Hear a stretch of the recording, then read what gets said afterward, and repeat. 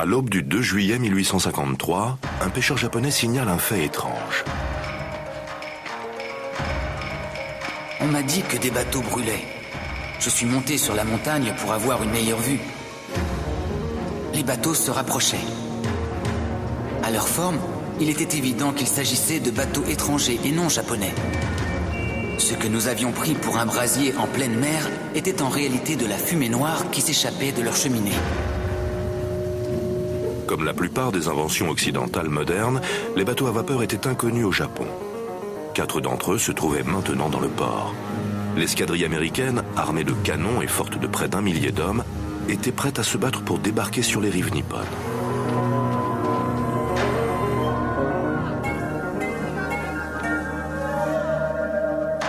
Le Japon était un pays entouré de mystères.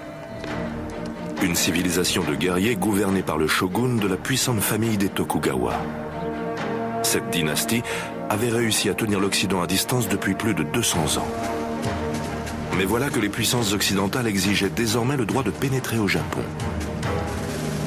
Cette nation de samouraïs pouvait-elle repousser la force industrielle d'un Occident déterminé? Découvrez avec nous les mémoires de l'empire mystérieux du Japon.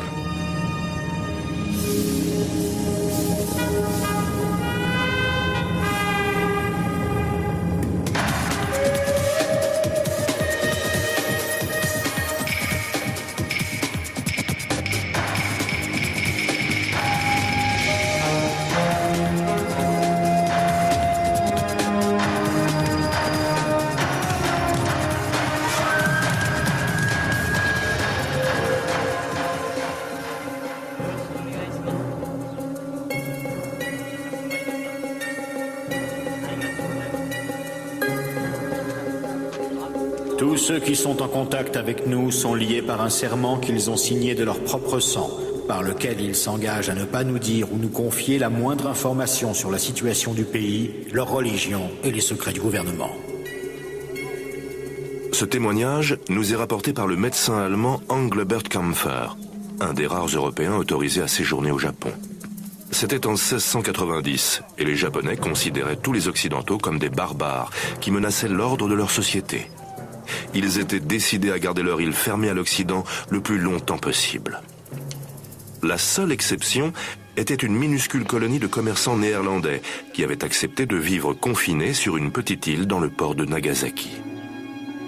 Pendant plus de 2 siècles, ce comptoir commercial placé sous étroite surveillance a constitué l'unique fenêtre par laquelle l'Europe pouvait entreapercevoir cet impénétrable pays.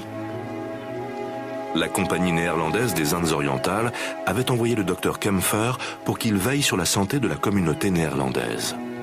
Elle lui avait également confié la mission de récolter des informations sur la vie quotidienne des Japonais. Cette tâche allait s'avérer ardue. Nous sommes sévèrement gardés, tant à l'intérieur qu'à l'extérieur, par plusieurs gardes qui ne nous traitent pas comme des honnêtes gens, mais comme des criminels, des traîtres, des espions, des prisonniers, ou tout au moins comme des otages du shogun. Cette prison se nomme Dejima. Les Hollandais vivaient comme des prisonniers à Dejima. Mais Kampfer était fasciné par la possibilité d'écrire sur un sujet auquel personne d'autre ne pouvait avoir accès. Dejima était une minuscule enclave. Kampfer comptait 236 pas de long sur 82 de large. Jamais plus de 19 hommes n'avaient le droit de se trouver sur l'île en même temps, et aucune femme occidentale n'y était admise. Loin de chez eux, ces hommes ont fait ce qu'ils ont pu pour transformer les bâtiments d'un style architectural étrange pour eux, afin d'y recréer un peu de leur patrie. Ils ont installé des chaises et des tables hautes sur les tatamis, remplacé les futons par des lits moelleux et exigeaient qu'on leur serve des plats hollandais et non japonais.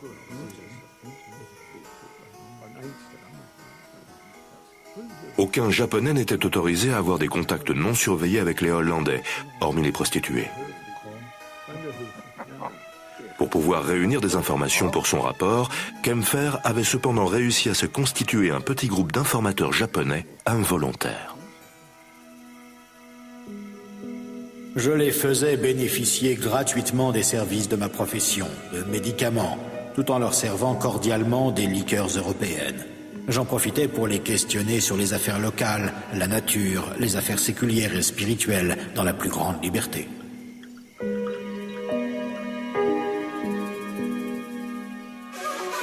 Les Japonais étaient aussi curieux que Kempfer.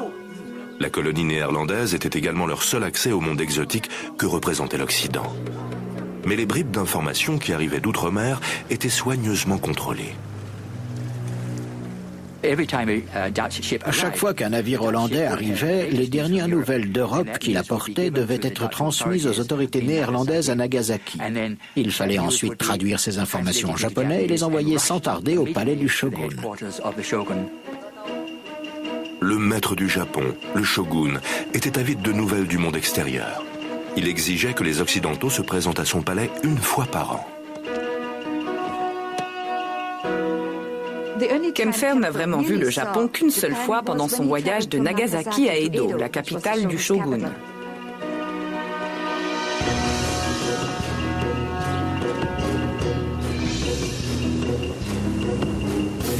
Le voyage effectué par la route jusqu'à Edo a permis au docteur Kempfer d'entreapercevoir le monde des Japonais. Il a soigneusement consigné le moindre détail de ce périple qui a duré un mois.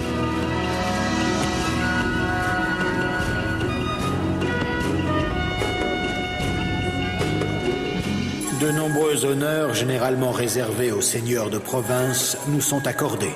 Les routes sont balayées et arrosées pour éviter que de la poussière ne se soulève. Dans les maisons qui longent la route, les gens sont agenouillés derrière les volets et observent notre procession dans un profond silence.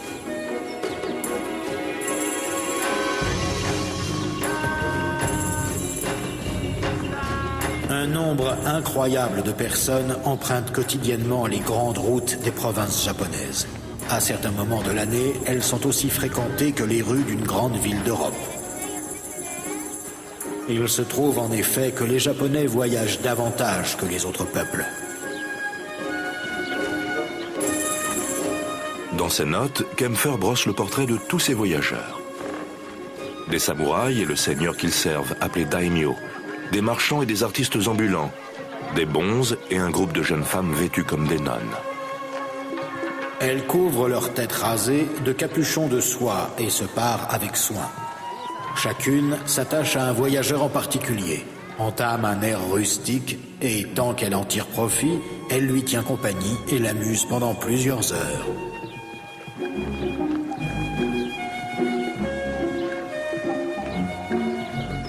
Plus le trafic sur les routes augmentait, plus il y avait de marchands prêts à pourvoir aux besoins des voyageurs.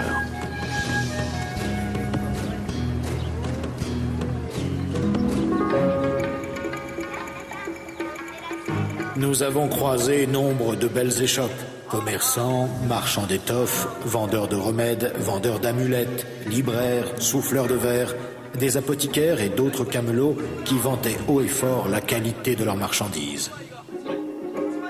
Il y a le long de notre route quantité d'humbles auberges, ainsi que des petits étals qui vendent de la nourriture, des tavernes où l'on boit du saké ou de la bière, des échoppes proposant gâteaux et douceurs.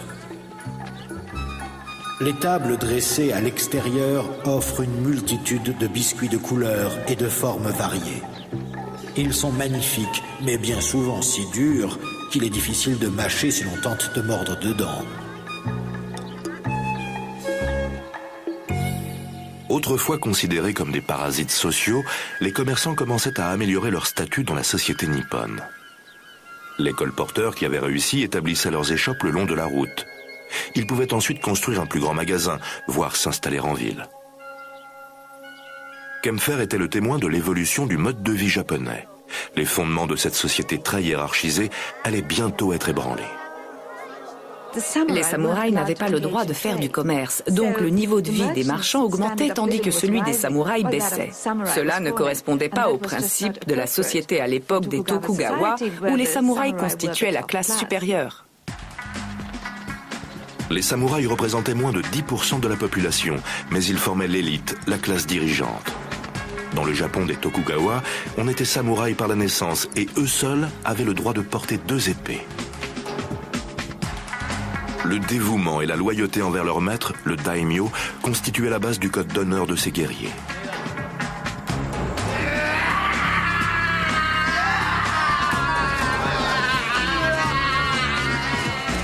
Mais le Japon connaissait alors une période de paix et l'avenir était incertain pour la classe des samouraïs, autrefois privilégiés.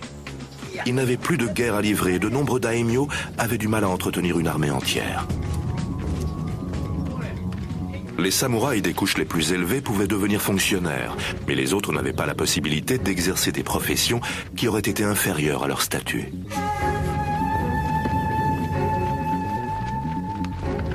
De plus en plus de samouraïs sans maître, les ronins, erraient ainsi dans les campagnes, à la recherche d'un nouveau maître à servir.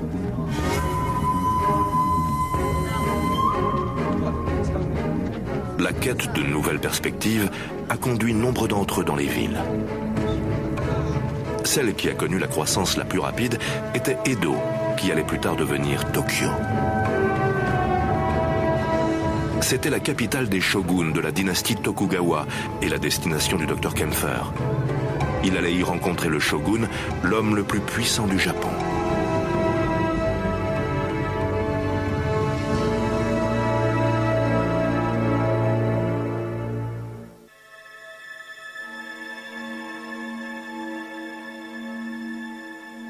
Une fois arrivé à Edo, le Dr Kempfer est resté enfermé en résidence surveillée pendant 2 semaines. Il a finalement été convoqué au palais du 5e shogun, Tsunayoshi Tokugawa.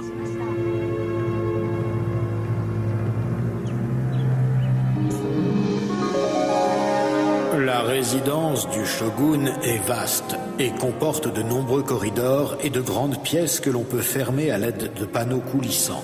Le délicat décor est dans la plus pure tradition japonaise. Les plafonds, les poutres et les colonnes sont ornés de motifs inspirés de la nature, laqués ou sculptés et dorés artistiquement pour représenter des oiseaux ou des feuillages. Ce qui est important concernant le 5e shogun Tsunayoshi Tokugawa, c'est qu'il s'agit du premier shogun qui n'a pas reçu une éducation de samouraï. C'est un lettré qui n'est pas censé devenir shogun. Il avait par conséquent une vision du monde très différente. La mère du shogun était la fille d'un marchand. Elle a réussi à s'affranchir de la barrière des castes quand le shogun en place a été séduit par son charme. Leur fils Tsunayoshi intégrait donc les 2 systèmes de valeurs, celle des samouraïs et celle des marchands. Sous son égide, la société japonaise allait prendre une nouvelle orientation. À sa cour, la maîtrise du pinceau était plus à la mode que les prouesses martiales. Les daimyo qui recherchaient ses bonnes grâces se faisaient protecteurs des arts et des lettres. Le Japon a ainsi connu une période d'épanouissement culturel. Tsunayoshi a transformé la société des samouraïs. Il condamnait la violence, qui faisait pourtant partie intégrante de l'éthique des samouraïs. Les lois de la compassion promulguées par le shogun, influencées par ses études du bouddhisme et des œuvres de Confucius au cours de sa jeunesse, étaient destinées à protéger toutes les créatures de la nature. Les lois de la compassion édictées par Tsunayoshi protégeaient ceux qui se trouvaient en bas de l'échelle sociale. Certaines de ces lois luttaient contre l'infanticide, ce qui était un grand progrès. Quand ils ne pouvaient plus les nourrir, les parents abandonnaient leurs enfants. Ils les laissaient simplement mourir. Mais Tsunayoshi a ordonné que désormais, les autorités devraient les prendre en charge. Mais Tsunayoshi Tokugawa est également connu pour avoir dilapidé les richesses de l'Empire pour ses propres plaisirs et pour avoir mené ses réformes avec une sévérité et un extrémisme qui l'ont rendu impopulaire. Né l'année du chien, le shogun a publié des lois très strictes pour protéger les chiens. Les samouraïs entretenaient de grandes meutes dans leurs demeures. Les chiens dont ils ne voulaient pas s'embarrasser étaient livrés à eux-mêmes, rôdaient dans les villes et attaquaient souvent les enfants. Personne ne voulait assumer la responsabilité de ces chiens. Et bien sûr, le shogun ne pouvait pas ordonner de les tuer. Il a fini par faire construire des refuges pour chiens. Au final, près de 40 000 chiens auraient été ainsi nourris dans ces refuges. Bien sûr, ce sont les seigneurs féodaux, les daimyo, qui ont dû les financer. Tsunayoshi Tokugawa allait devenir connu sous le nom de shogun des chiens. Le Dr Kempfer fait remarquer avec humour: quand un chien meurt, il est transporté dans la montagne et enterré avec autant de soin que si c'était un homme. Un fermier qui transportait de la sorte son chien mort se plaignait à son voisin de l'année de naissance du shogun. Et l'autre de répondre « Mon ami, ne nous plaignons pas. S'il était né l'année du cheval, notre tâche serait encore bien plus lourde. » C'est donc devant le shogun des chiens que le docteur Kempfer fut convoqué. Après un mois de voyage et 2 semaines d'attente, l'expérience a laissé une telle impression sur Kempfer qu'il a dessiné des croquis pour illustrer son récit de cette représentation imposée. Après avoir été questionné pendant 2 heures, il nous a ordonné d'ôter nos manteaux, de danser, de sauter, de faire semblant d'être sourds, de parler dans notre mauvais japonais, de chanter. Nous avons dû nous plier à la demande du shogun en nous livrant à ses amusements et en réalisant d'innombrables autres singeries. Engelbert Kempfer et le 5e shogun avaient une chose en commun, leur grande curiosité. Mais lors de cette audience, le shogun se tenait derrière un panneau en bambou. Il a demandé à Kempfer de s'approcher du panneau et d'enlever sa perruque, de danser et de chanter pour lui. Et Kempfer s'est efforcé d'apercevoir le shogun et ses femmes derrière le panneau. Mais ils n'ont jamais pu se parler face à face.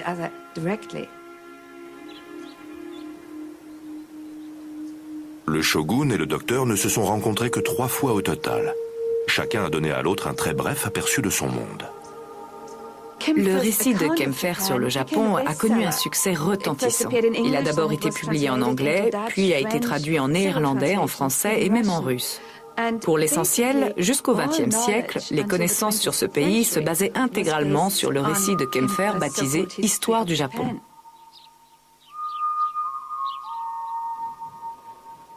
Le Japon n'avait aucune envie d'ouvrir ses portes aux Occidentaux. Le pays vivait en paix, mais l'économie était en déclin. Des milliers de samouraïs sans maître allaient maintenir le pays sous tension.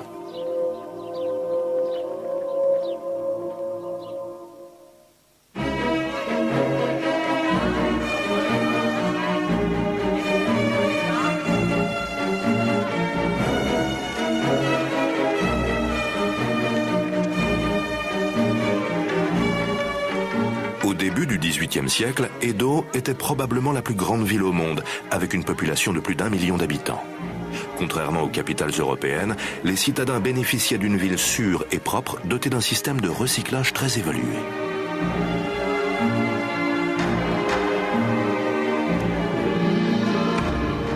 Sa prospérité était exceptionnelle. Les pièces de cuivre circulent à flot, tandis que celles d'argent s'entassent comme des congères de neige. Il se vend chaque matin de telles quantités de poissons qu'on peut se demander si les ressources de la mer n'ont pas été épuisées.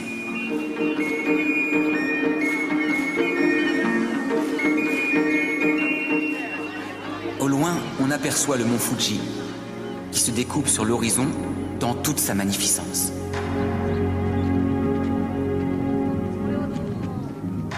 Au moins la moitié de la population d'Edo se composait de samouraïs, venus à la capitale avec leurs seigneurs, les daimyo. Faute de guerre, les samouraïs avaient du temps libre, mais pas toujours les moyens d'en profiter.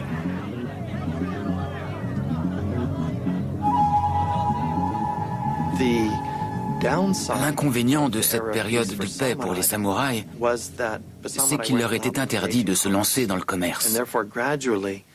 Ils ont par conséquent vu petit à petit que beaucoup de riches marchands pouvaient se permettre ce qu'ils voulaient, parce qu'ils avaient plus d'argent qu'un samouraï moyen. Assez ironiquement, ceux qui tiraient profit de cette organisation de la société étaient les marchands, qui fournissaient aux samouraïs tout ce dont ils avaient besoin. Ils avaient désormais les moyens d'obtenir une certaine éducation, de développer leur goût culturel et de rivaliser avec la classe supérieure des samouraïs, que ces marchands avaient toujours admiré et envié.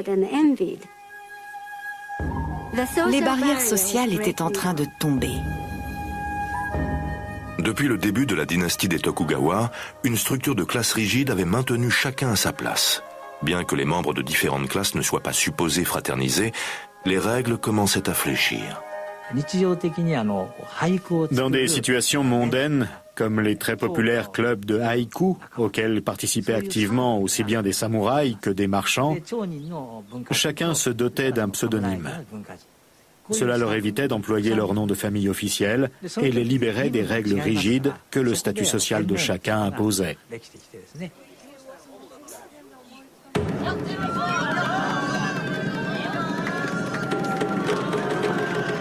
Stimulés par la paix et la prospérité économique, les arts et les divertissements s'épanouissent.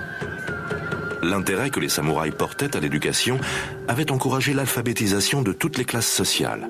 85% de la population masculine d'Edo lisait avidement. En 1800, il existe environ 120 cercles de haïku.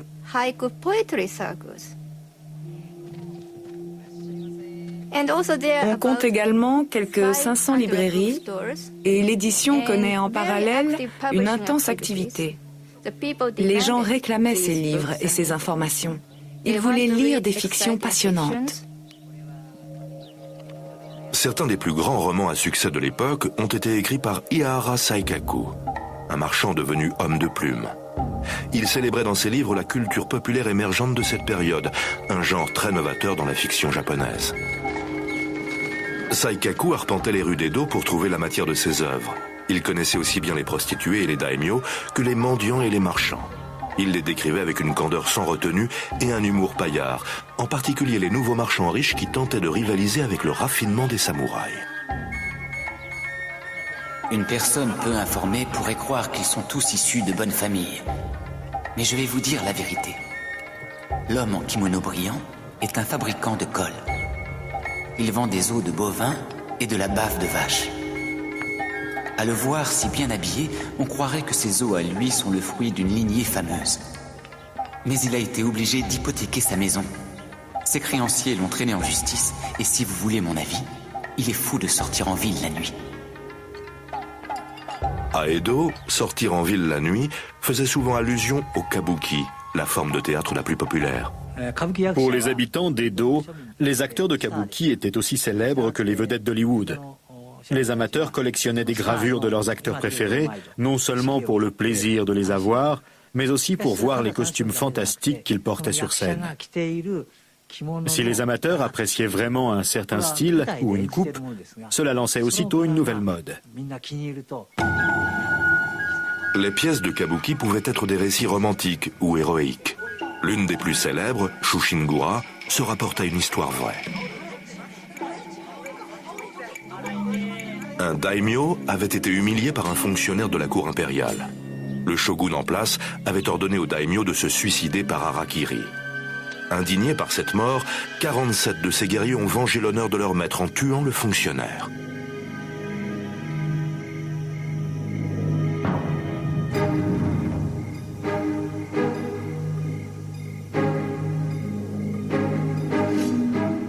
Cette action avait représenté un dilemme pour le shogun de l'époque. En respectant leur code de l'honneur, les samouraïs avaient défié son autorité. La population l'a supplié de se montrer clément, mais le shogun n'a pas cédé et a ordonné aux samouraïs de se suicider à leur tour. Ces samouraïs avaient ainsi vécu et étaient morts en respectant leur code de l'honneur. Cet incident avait passionné le public. Ces hommes ont rapidement été immortalisés dans une pièce de kabuki en guise d'hommage à une époque révolue. Pour eux, cela représentait l'idéal d'un samouraï qui serait tellement désintéressé et dévoué à son honneur et à son maître qu'il renonce à sa propre vie. C'était rassurant dans un monde mercantiliste et chaotique où la plupart des samouraïs passaient leur temps à boire, à faire la fête, à aller au théâtre et à se montrer aussi égoïstes que tout un chacun. Ici, les 47 samouraïs agissent en véritables guerriers.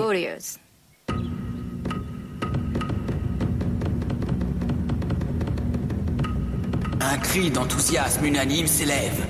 Bravo! Bravo! Cette approbation des fidèles serviteurs résonnera pour les siècles à venir. Nous avons raconté ici leur gloire sans cesse renouvelée, comme les feuilles du bambou. L'honneur des samouraïs persiste à jamais dans les mythes et les légendes. Mais dans le Japon des Tokugawa, il n'y avait plus de guerre ni de quête pour une gloire éternelle. Dans la vraie vie, les samouraïs allaient devoir trouver un autre exutoire à leur passion.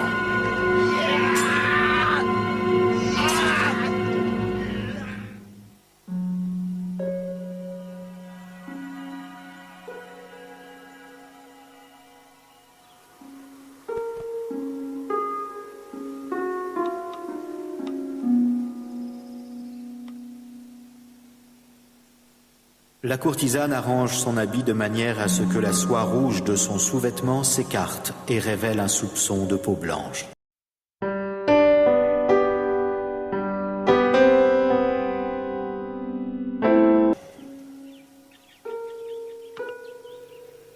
En voyant ceci, les hommes perdent la raison et dépensent l'argent qu'on leur a confié, même si cela doit littéralement leur faire perdre la tête le lendemain. La plupart des hommes se contentent de jeter des regards envieux à ceux qui peuvent se payer les services de la courtisane.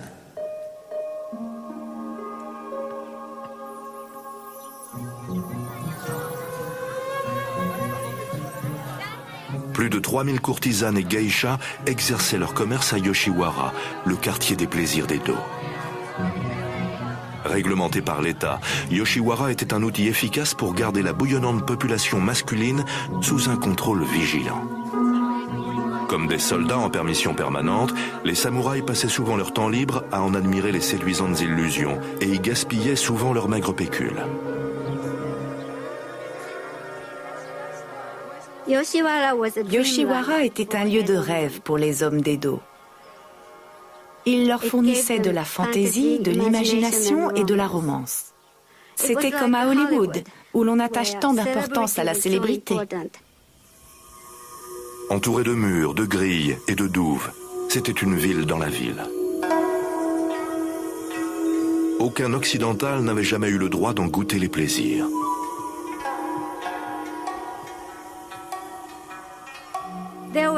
Il existait une grande différence entre les geishas et les courtisanes.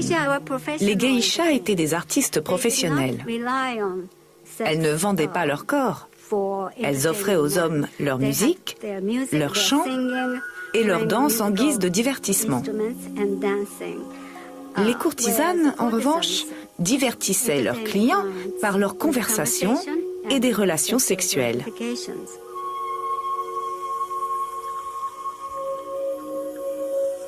Les courtisanes de Yoshiwara formaient l'élite des prostituées. S'ils désiraient juste satisfaire leurs besoins sexuels, les hommes pouvaient trouver des établissements clandestins et peu chers n'importe où dans Edo. Mais ils préféraient aller à Yoshiwara à cause de son caractère spécial et prestigieux. Recrutés dès le plus jeune âge au sein de familles pauvres, les geishas, tout comme les courtisanes, recevaient une éducation basée sur une étiquette stricte et acquéraient un sens exceptionnel du style et du raffinement artistique. Leur capacité à tenir une conversation sur la dernière pièce ou sur les potins de la ville était aussi importante que ce qui venait après. Les courtisanes et leurs clients se retrouvaient dans les maisons de thé des environs. Il s'agissait d'endroits distingués, hauts lieux de l'élégance et de l'esprit, un peu similaires au café en Occident à la même époque. Savoir jouir des plaisirs de Yoshiwara était un art en soi. On enseignait aux courtisanes de Yoshiwara à se sentir supérieures à leurs clients. Si un homme voulait visiter Yoshiwara, il devait se préparer 6 mois à l'avance. Il devait acheter de belles épées, il devait réfléchir aux vêtements qu'il allait porter, parce qu'il ne pouvait pas se présenter juste comme ça. La courtisane avait le droit de refuser un client s'il ne lui plaisait pas, même s'il avait les moyens de payer ses services. Il fallait donc commencer par donner une bonne impression à la courtisane. Ensuite, une fois qu'il s'était engagé auprès d'elle, il n'avait plus le droit de rendre visite à d'autres femmes. S'il se rendait en douce voir quelqu'un d'autre, l'entourage de la courtisane avait le droit de le punir. En lui coupant les cheveux ou en lui faisant porter le kimono rouge des femmes, par exemple, et en se raillant de lui. Yoshiwara développait ses propres coutumes, ses arts, ses modes et son langage particulier. Ce monde semblait bien loin des dures réalités de la vie.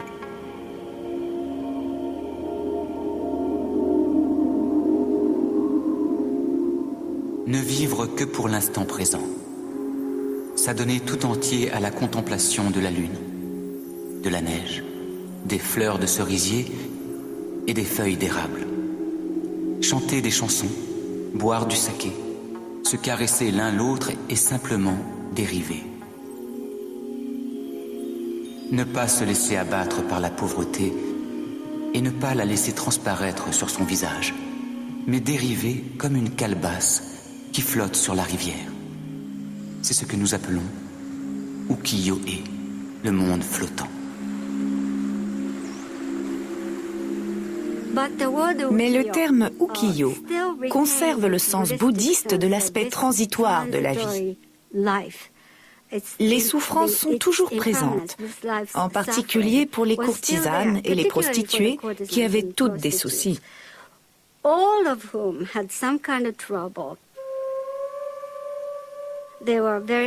Elles étaient très malheureuses, mais devaient néanmoins simuler une apparence brillante et joyeuse pour leur public.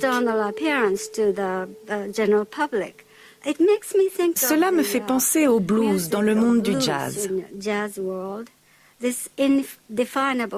Cette langueur et cette tristesse indescriptible sont très proches de la notion d'ukiyo pour moi.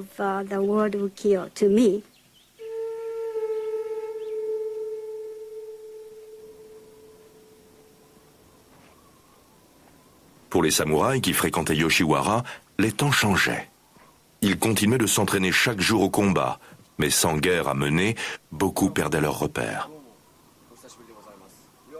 Les guerriers d'aujourd'hui ne parlent que de femmes, de nourriture et de boissons, d'acteurs et de pièces de théâtre. Leurs talents à l'escrime et à la lance ne leur servent qu'à accomplir des vendettas personnels. Ils n'étudient le tir à l'arc et l'artillerie que pour se donner en spectacle. Ils ne chevauchent que pour les cérémonies. Katsu Kokichi était un samouraï de classe moyenne, attiré par Yoshiwara, mais qui n'avait pas les ressources nécessaires pour y satisfaire ses désirs. J'avais 21 ans et j'étais sans le sou. Je n'avais d'autre choix que de vendre mon épée de tous les jours. Je ne possédais que les vêtements que je portais. Pour oublier mes chagrins, je suis allé à Yoshiwara.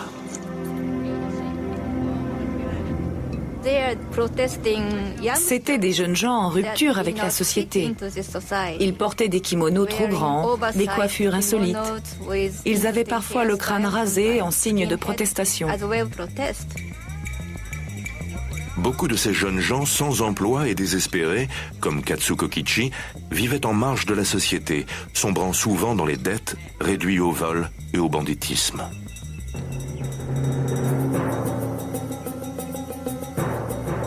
Quand nous avons pénétré dans l'enceinte du temple, deux personnages troubles se sont approchés en fredonnant.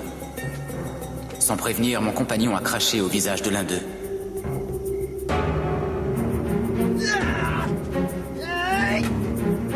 Nous avons alors remarqué un groupe d'une vingtaine d'hommes, tous armés de longues lances munies de crochets. De l'autre côté du portique, 30 hommes supplémentaires attendaient, pique à la main. Nous étions 4 contre 50. Pour Katsu Kokichi, le code d'honneur des samouraïs était totalement révolu. Vers le milieu du XVIIIe siècle, les plaisirs coûteux de Yoshiwara n'étaient plus à la portée de la bourse de la plupart des samouraïs. Le quartier des plaisirs a dégénéré.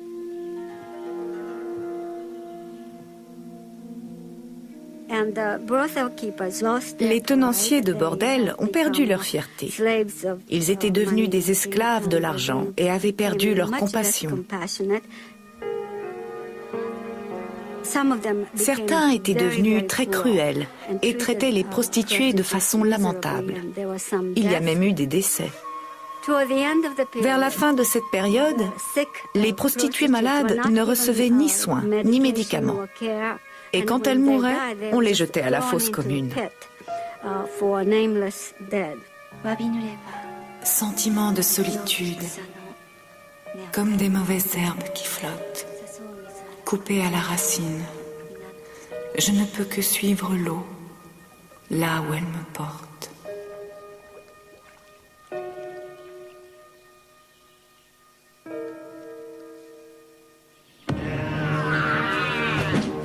Le monde insulaire des samouraïs était en plein déclin. Pour trouver un remède à ces maux, certains commençaient à se tourner vers une direction bien improbable. L'Occident semblait à présent porteur d'idées et d'espoirs nouveaux.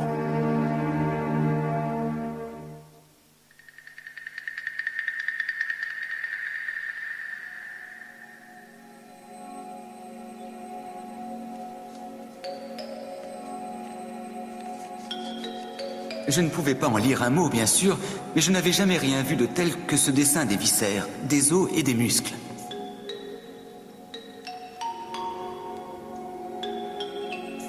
Le médecin Sugita Genpaku ne lisait pas le néerlandais. Mais en tombant sur un ouvrage d'anatomie hollandais, il a été fasciné par les illustrations. Il n'avait jamais rien vu de semblable dans les livres chinois de médecine. Au milieu du XVIIIe siècle, les ouvrages occidentaux, d'abord importés illégalement depuis les Pays-Bas, ont suscité l'intérêt de nombreux scientifiques et médecins japonais. Sugita Genpaku a obtenu la permission du gouvernement de diriger la première autopsie autorisée du cadavre d'un criminel à des fins scientifiques. Le cadavre en question était celui d'une femme d'une 50aine d'années. Un vieux boucher indiquait différents endroits et les nommait. Mais il n'avait pas de nom pour certains éléments. Lorsque nous avons comparé ce que nous voyions avec le livre néerlandais, cela correspondait exactement à l'illustration.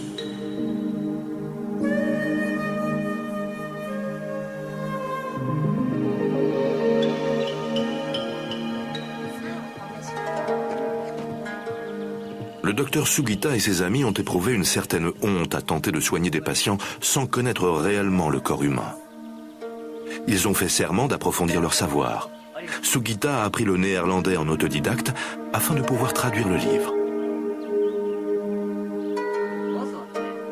Dès le lendemain, nous nous sommes retrouvés pour commencer.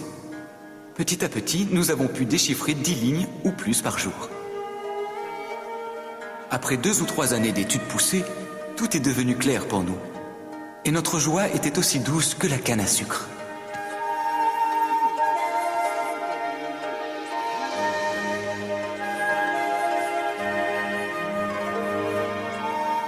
En 1774, le shogun a donné au docteur Sugita l'autorisation de publier l'ouvrage de médecine afin de partager ses connaissances avec d'autres médecins. Ce livre a contribué à l'intérêt porté à l'apprentissage du néerlandais, connu sous le nom de Rangaku.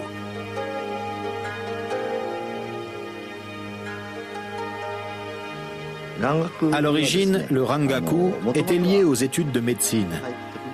Lorsque les médecins ont découvert que les nouveaux médicaments occidentaux en provenance de Hollande leur permettaient de soigner des affections contre lesquelles les méthodes de soins traditionnelles japonaises ne pouvaient rien, ils se sont beaucoup intéressés à l'étude du Rangaku. Progressivement, alors que la connaissance du néerlandais se répandait, d'autres aspects du Rangaku ont été introduits au Japon, tels que l'astronomie, la science et la physique.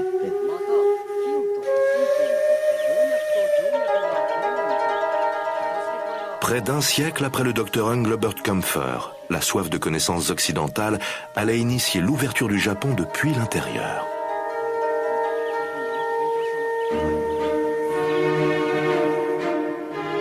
Cependant, quel que soit l'intérêt que portaient certains intellectuels japonais aux connaissances occidentales, d'autres étaient convaincus que tout ce qui venait de l'Occident constituait une menace pour la société nippone. L'un des mots apparus récemment est l'étude du néerlandais.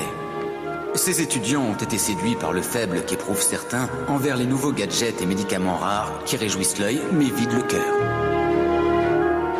Si un jour, ces étrangers félons devaient profiter de cette situation et inciter des personnes ignorantes à suivre leurs mœurs, notre peuple adopterait des pratiques telles que manger du chien ou du mouton.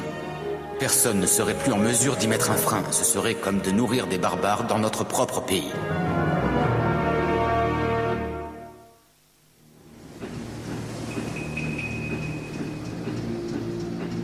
Aujourd'hui, les barbares de l'Occident, ces misérables organes des jambes et des pieds du monde, traversent les mers, asservissent d'autres pays et osent lorgner sur des nations plus nobles en s'en approchant d'un pas boiteux. Comment qualifier cette arrogance ? Le Japon avait réussi à maintenir les barbares hors de leurs frontières pendant plus de 2 siècles. Mais au milieu du 19e siècle, l'affirmation de l'Occident était inéluctable. Le territoire des shoguns fait face à une menace stratégique sur 3 fronts. Au nord, les Russes se rapprochent. Au sud, ce sont les Britanniques. Et enfin, les Américains arrivent par l'est. Nouveau pays sur la scène mondiale, les États-Unis d'Amérique étaient en pleine effervescence. On savait que le Japon possédait de vastes gisements de charbon, mais également beaucoup de baleines, dont l'huile graissait littéralement les rouages de l'industrie américaine et représentait un marché de plusieurs millions de dollars.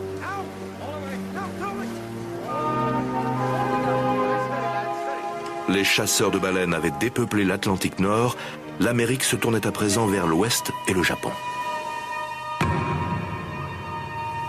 Si le Japon, ce pays verrouillé à double tour, devait un jour devenir hospitalier, tout le crédit en reviendra aux baleiniers. C'est ce qu'Herman Melville écrivait dans son roman Moby Dick, consacré à une baleine blanche rôdant dans les eaux japonaises. Il a été publié en 1851, alors que les États-Unis étaient prêts à imposer leur puissance.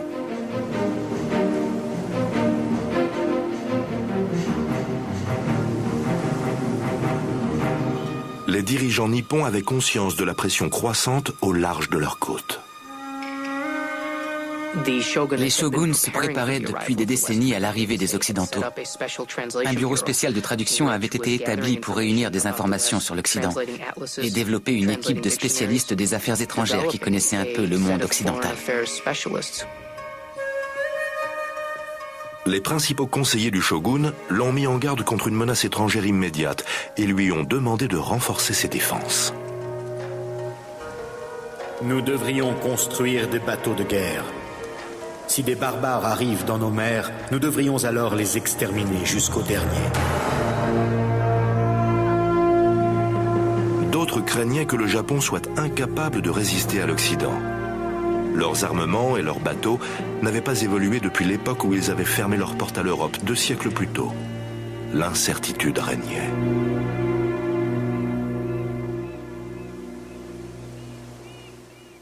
C'est alors que, à l'aube du 2 juillet 1853, un pêcheur japonais signale un fait étrange.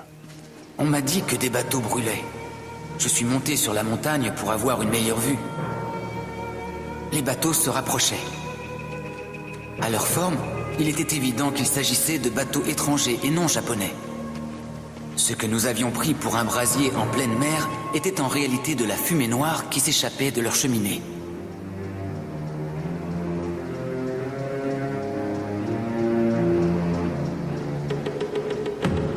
Ces bateaux à vapeur étaient gigantesques par rapport à tous les bateaux de l'archipel. Pour les Japonais, c'étaient des kurofune, des bateaux noirs diaboliques. L'escadre américaine transportait 60 canons et près d'1 millier d'hommes. Et ils ont jeté l'ancre non pas à Nagasaki, le port réservé aux étrangers, mais dans la baie d'Edo, la propre capitale du shogun.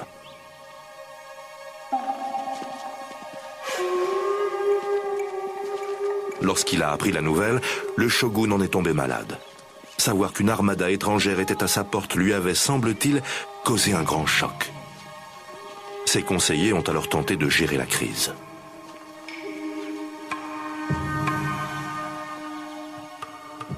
Les nouveaux messages se succédaient.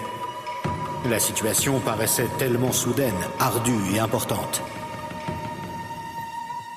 Les grands clans reçurent l'ordre de maintenir une surveillance stricte, comme s'il était envisageable que ces bateaux barbares puissent commettre des actes de violence.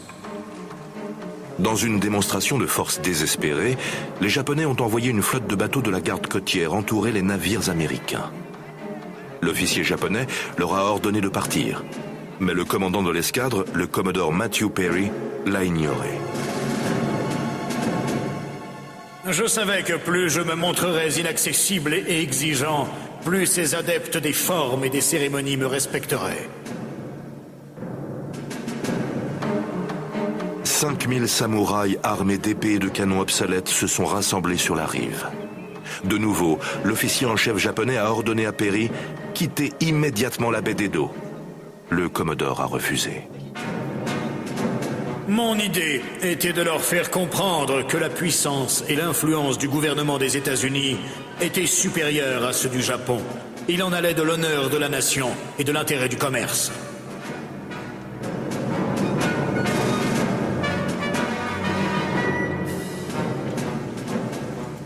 Depuis la berge, les Japonais ont regardé les équipages de Perry se préparer à passer à l'action. Les canons ont été chargés, les fusils armés.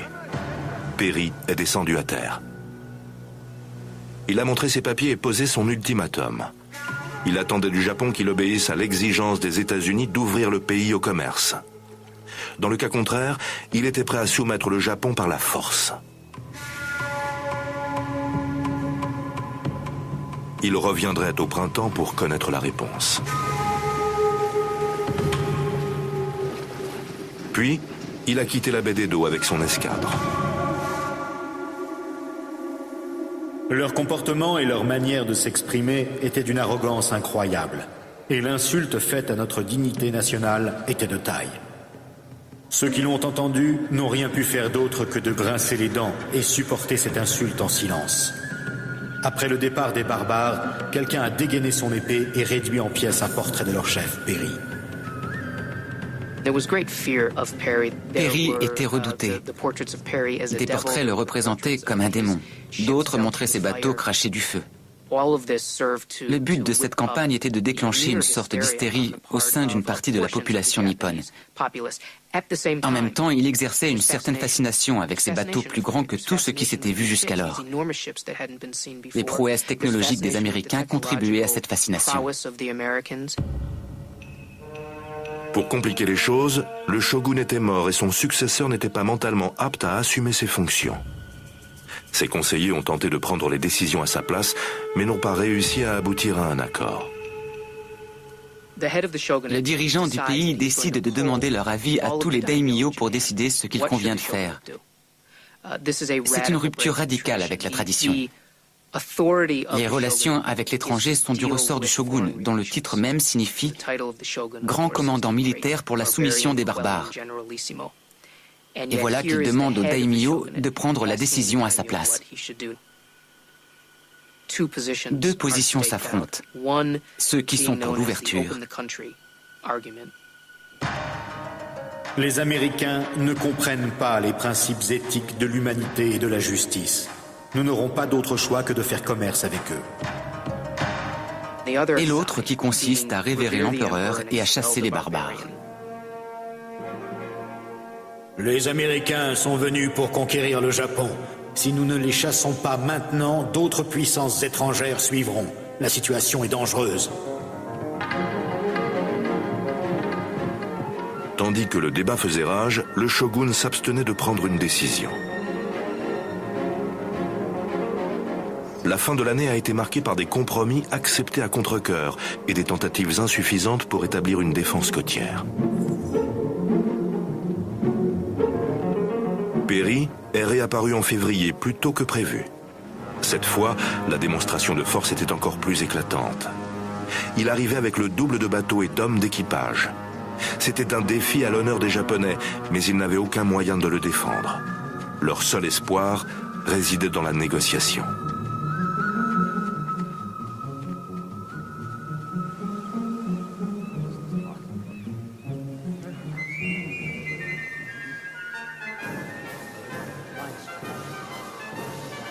Les pourparlers ont commencé dès que Perry est descendu à terre.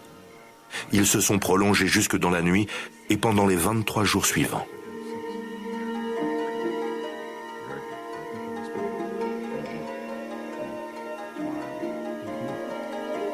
Le traité, finalement conclu, offrait un compromis qui satisfaisait les intérêts des deux pays.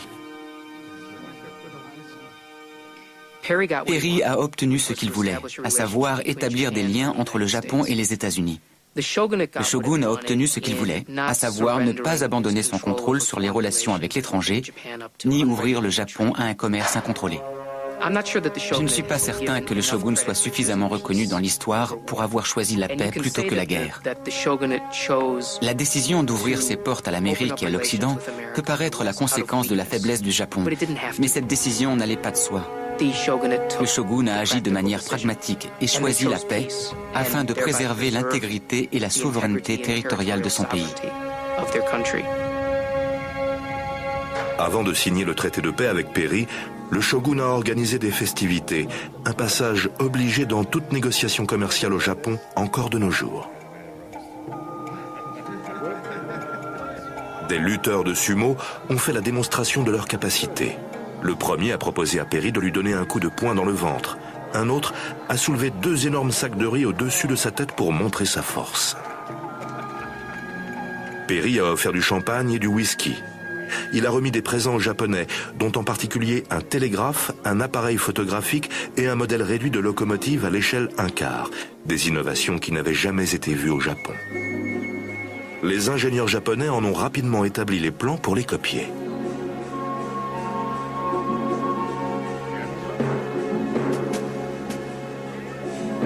Trois jours plus tard, l'accord était signé. Peu de temps après, le Japon a également signé des accords commerciaux avec la Russie, l'Angleterre, la France et la Hollande. Bien qu'elle ait réussi à trouver un arrangement avec l'Occident, les jours de la dynastie Tokugawa étaient comptés.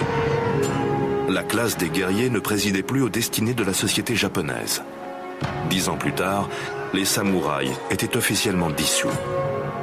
Mais leur éthique continuerait à marquer profondément la culture nippone.